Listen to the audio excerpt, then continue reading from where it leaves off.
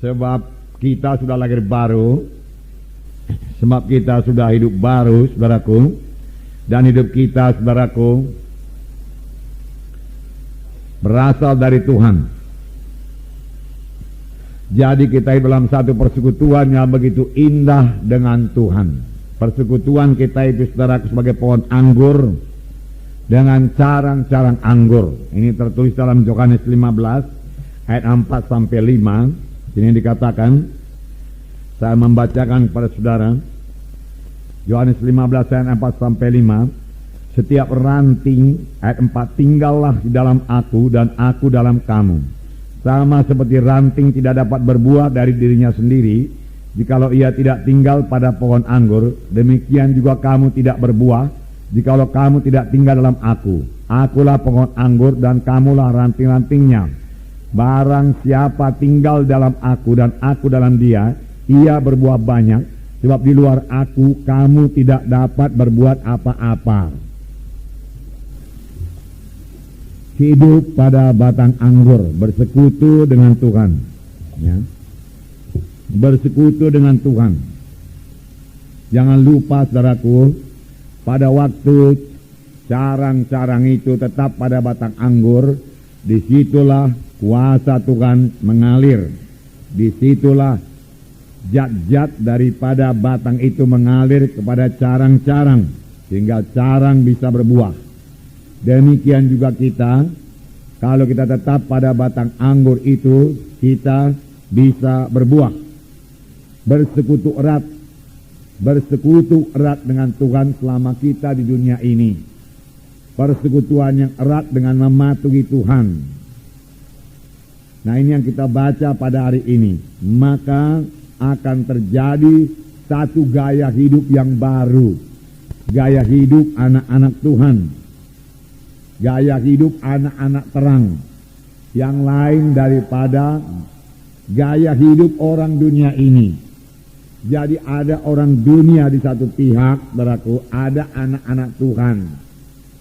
Orang dunia akan hidup menurut dunia, anak-anak Tuhan ini, saudaraku, akan hidup menurut jalan Tuhan, dalam satu hidup yang baru, hidup yang lain daripada hidup orang dunia ini. Nah, mari kita baca dalam 1 Yohanes pasal 2 ayat 1 sampai 11. 15. Janganlah kamu mengasihi dunia dan apa yang ada di dalamnya. Jikalau orang mengasihi dunia, maka kasih akan Bapa tidak ada dalam orang itu. Sebab semua yang ada di dalam dunia, yaitu keinginan daging dan keinginan mata serta kehancuran hidup, bukanlah berasal dari Bapa, melainkan dari dunia. Dan dunia ini sedang lenyap dengan keinginannya, tetapi orang yang melakukan kehendak Allah hidup selama-lamanya. Nah, tetap hidup selama-lamanya. Puji Tuhan. Dunia ini sedang lenyap. Maksudnya sistem hidup dunia ini, sistem hidup berdosa, sedang lenyap. Jadi di sini kita melihat gaya hidup yang baru yang harus dihidupi oleh anak-anak Tuhan setelah dia lahir baru. Pertama dikatakan di sini, anak-anakku, hal ini kutuliskan kepada kamu supaya kamu jangan berbuat dosa. Jangan berbuat dosa. Inilah nasihat yang pertama dalam pasal 2 ini yang disampaikan Rasul Yohanes. Jangan berbuat dosa. Anak Tuhan yang sudah lahir baru dapat menang atas dosa. Bisa menang atas dosa. Kalau dia menetapkan hati untuk tidak berdosa, dia pasti berkemenangan. Sebab dia bukan hamba dosa lagi. Dia hamba kebenaran.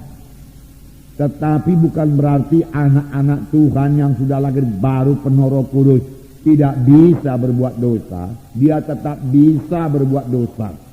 Bahkan bisa murtad. Murtad artinya meninggalkan jalan Tuhan terang-terangan dan melawan Tuhan. Dan melakukan hal-hal yang keji, yang najis. Sesudah dia selamat. Bisa. Bisakah itu terjadi? Bisa. Itu sebabnya Rasul Yohanes ini berkata, jangan kamu berbuat dosa. Tegas. Tetap kalau dalam hati saudara, aku tidak mau berbuat dosa. Dosa itu sangat merugikan. Dosa itu menutup berkat Tuhan, menutup persekutuan saudara dengan Tuhan. Dosa itu saudaraku menjadi pintu kepada setan untuk datang dalam hidup kita, hidup keluarga kita. Dosa itu saudaraku selalu dituduhkan setan kepada kita, sehingga iman kita tidak kuat, tidak teguh. Oleh sebab itu jangan mau berdosa. Amin saudara. Jangan mau berdosa. Jangan mau berdosa. Jadilah seperti Yusuf saudaraku dalam perjanjian lama, yang dengan tegas berkata tidak, ya. Tidak mau dia berbuat dosa. Roma pasal 6 ayat 14. Saya bacakan pada saudara. Sebab kamu tidak akan dikuasai lagi oleh dosa, karena kamu tidak berada di bawah hukum Taurat, tetapi di bawah kasih karunia. Kamu tidak dikuasai lagi oleh dosa, karena kamu tidak di bawah hukum Taurat. Tidak dikuasai lagi oleh dosa. Amin. Dosa tidak berkuasa atas kita. Amin. Itu sebabnya Rasul Yohanes berkata, jangan berbuat dosa. Itu betul sekali. Bisa tidak berbuat dosa. Kemudian ayat 17. Tetapi syukurlah kepada Allah. Roma 6 ayat 17.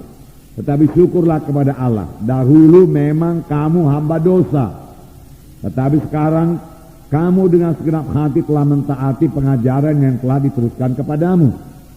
Kamu telah dimerdekakan dari dosa dan menjadi hamba kebenaran. Amin. Dahulu itu hamba dosa, tetapi dengan penyerahan diri kita sepenuhnya kepada Tuhan, mentaati perintah Tuhan, kita dimerdekakan dari dosa dan menjadi hamba kepada kebenaran. Dan lagi dikatakan di sini tadi dalam ayat 2, 1 Yohanes 2 ini, dan ia adalah pendamaian untuk segala dosa kita. Dan bukan untuk dosa kita saja, tetapi juga untuk dosa seluruh dunia. Ia adalah pendamaian. Ia adalah pendamaian. Jadi Yesus adalah pendamaian kita. Tuhan Yesus dijadikan dosa supaya kita jadi kebenaran. Dan semua orang yang percaya kepada Tuhan Yesus dan menerima Dia sebagai Tuhan dan Juru Selamatnya, bertobat, maka kepadanya diberi hak menjadi anak-anak Allah. Amin. Ya, menjadi anak-anak Allah. Percaya kepada Tuhan Yesus, menerima sebagai Tuhan dan Juru Selamat, maka kepadanya diberi hak menjadi anak-anak Allah. Anak-anak Allah.